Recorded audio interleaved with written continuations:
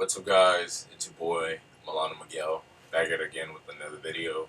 Today is episode 12 of the AC Milan vlog series. So here we go.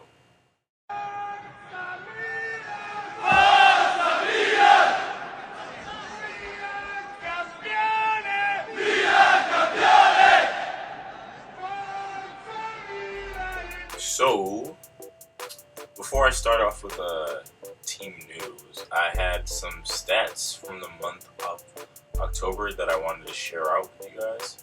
For the month of October, Theo Hernandez had 2 goals, Kessié had 1 goal, Çalhanoğlu had 1 goal, Piontek had 1 goal, and Suso had 1 goal. For assists, we have Paquetá with 1, Çalhanoğlu with 1, Biglia with 1, and Calabria with 1. We have 2 red cards, Davide Calabria and Sam Castillejo, and we conceded 5 goals. Additionally, 9 of the 16 goals that AC Milan have conceded have come in the last 30 minutes of the game. So that was quite interesting. I just wanted to put that out there before I got started. There's also been a couple comparisons with Rino Gattuso from last year. Last year, we were currently sitting at 5th place with 21 points at this point in the season. So just a couple of things to point out as the season is going on.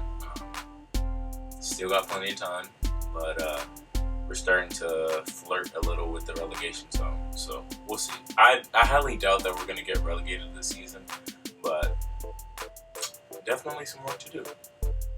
Anyways, in the news, we have Suso, who is back from injury. He also came out to say that he chose to stay at Milan and that he doesn't really appreciate the criticism, which is okay. But yeah, he came out and said that he could have left last season or the season before, which I highly don't doubt. Suso definitely was scouted by a few teams last summer, but he is dedicated to Milan and wants to do the best for Milan. So all we can do is support him. Yeah, criticism is going to come. You know, that's something that doesn't go away. But it's there, and he's fully committed to Milan, so that's great to hear. We also have Samu Castillejo, who got injured last week against Lazio. He will be out until December on a muscle problem. We haven't heard anything officially from the club yet. No official statement has been released on his health, but from my sources, he is out to December. Back in the news, we also have Zlatan Ibrahimovic. The MLS commissioner came out to say earlier in the week that Zlatan is currently being recruited by AC Milan. I can see it, especially with Maldini bringing him up. But we'll see. Honestly, if Zlatan were to come back to Milan, it would be a dream come true to me. When he got sold back in 2012, it was definitely a blow to the heart, him and Thiago Silva. But it would be nice for him to have a return and then retire peacefully.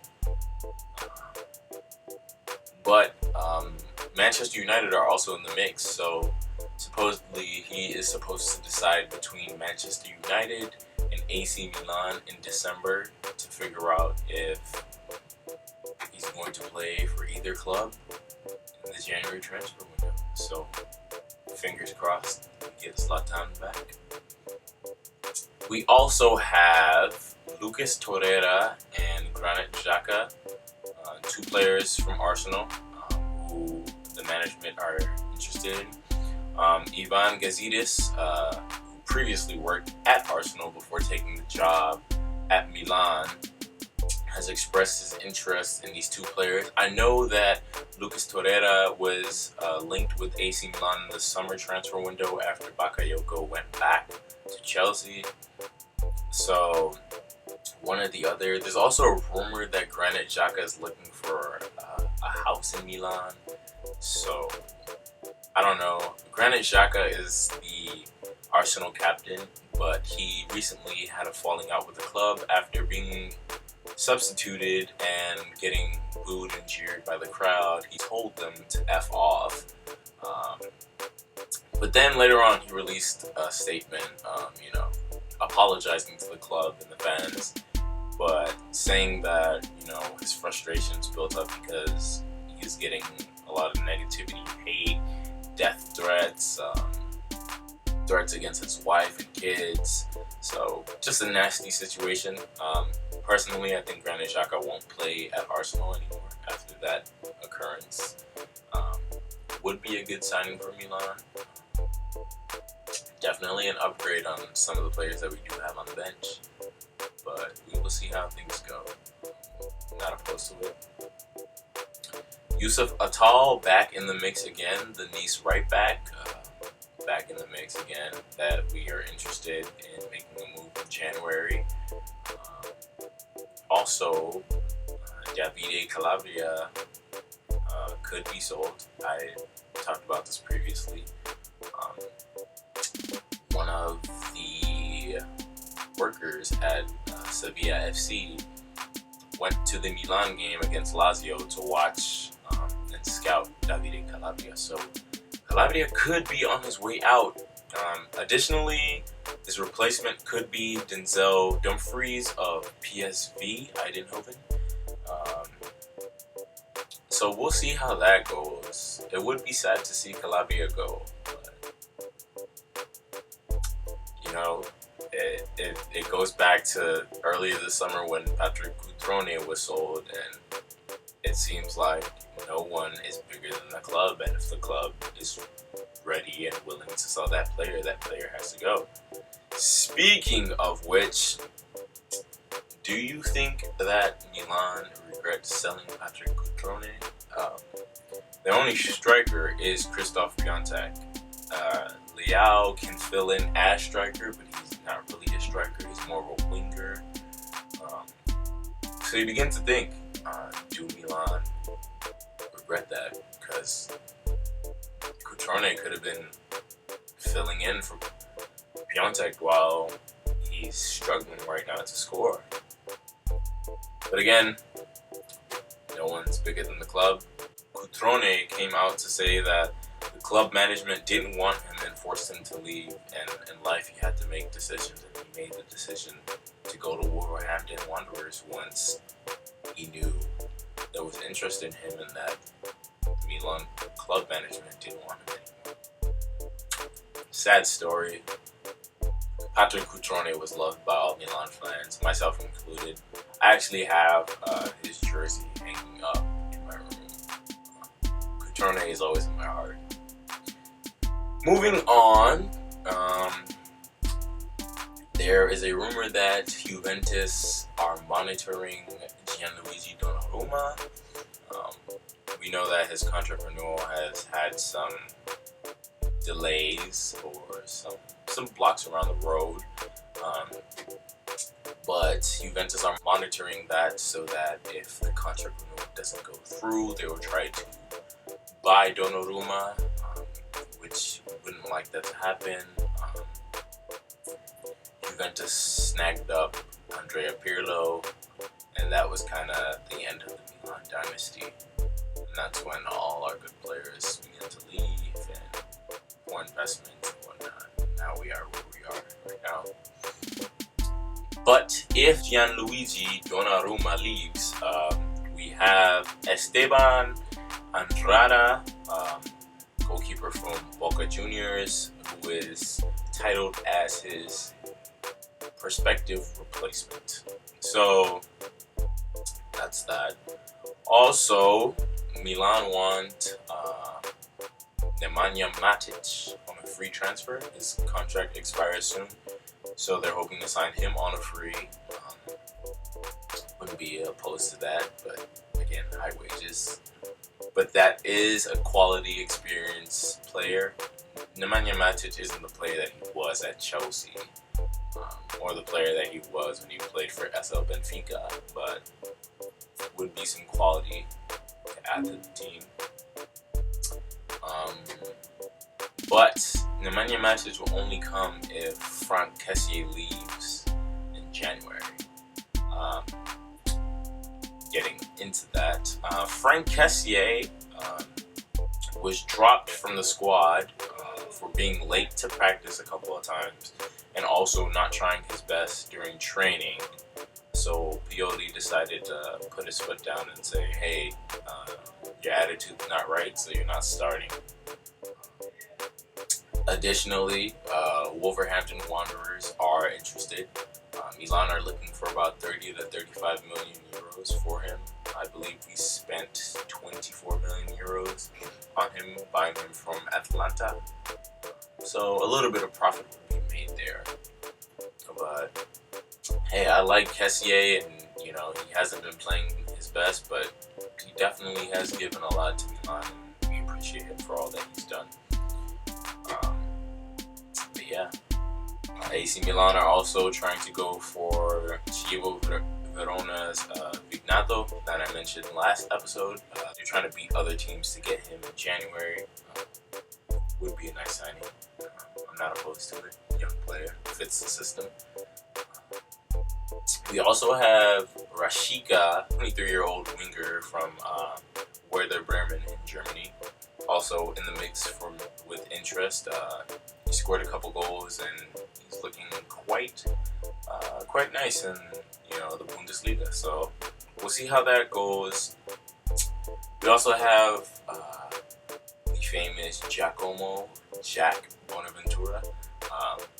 Could be rumored to leave on a free transfer this summer because his contract expires June 30th, 2020.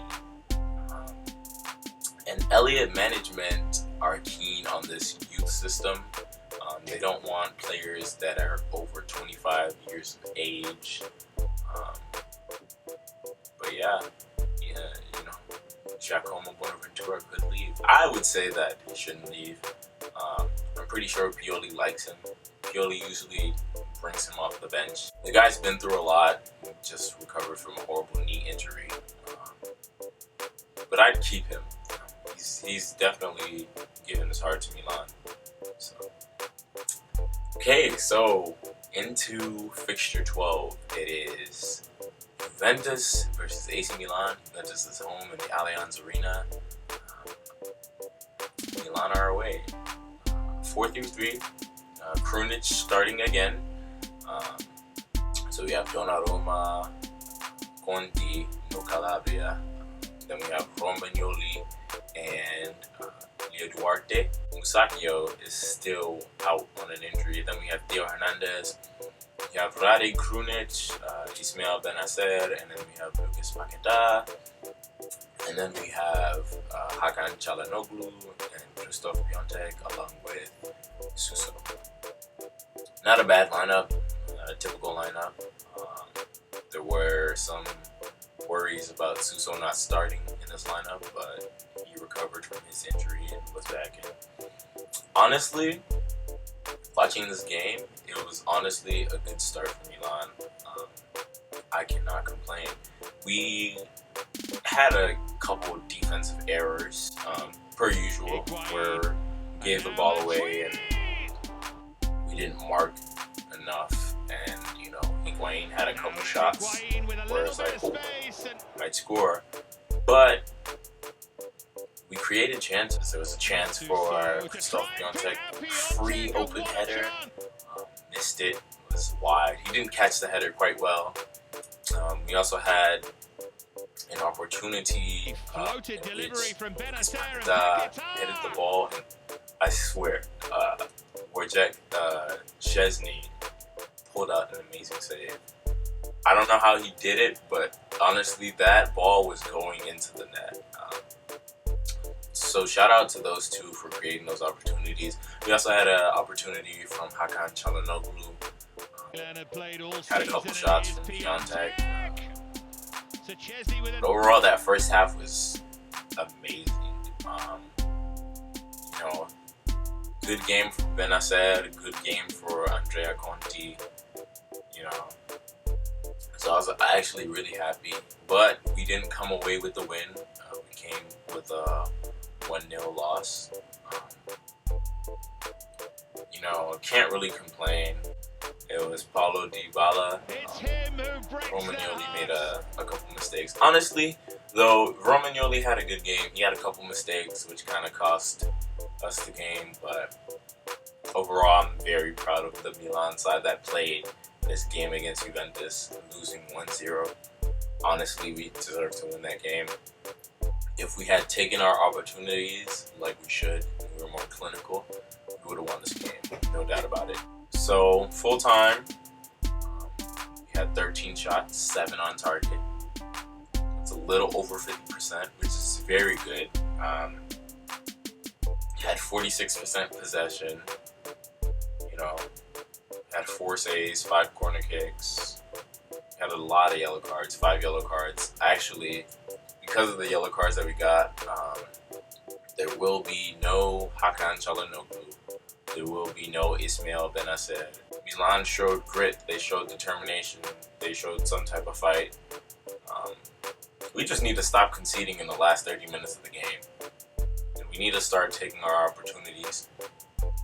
I've got to say, Stefano Pioli is definitely onto something here with this group. This is the best performance that I've seen from AC Milan this whole entire season. Out of the 12 games that we played, this was the best one by far. But we are hoping to, you know, continue on this, build on to this. You know, we deserve more points. We don't deserve to be where we are in the table, you know, sitting in 14th place.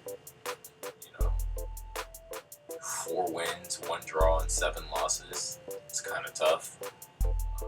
Considering that last year we were in 5th place, where Atalanta is currently in 5th place.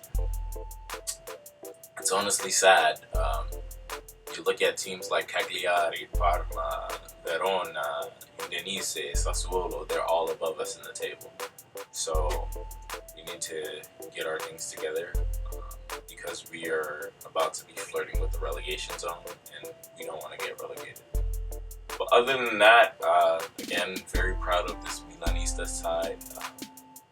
Pioli is doing something. He needs to keep up the good work. So yeah, great game. I'll see you guys again next week where we take on Napoli at the San Siro home. So yeah, that's all I have for you guys. Peace.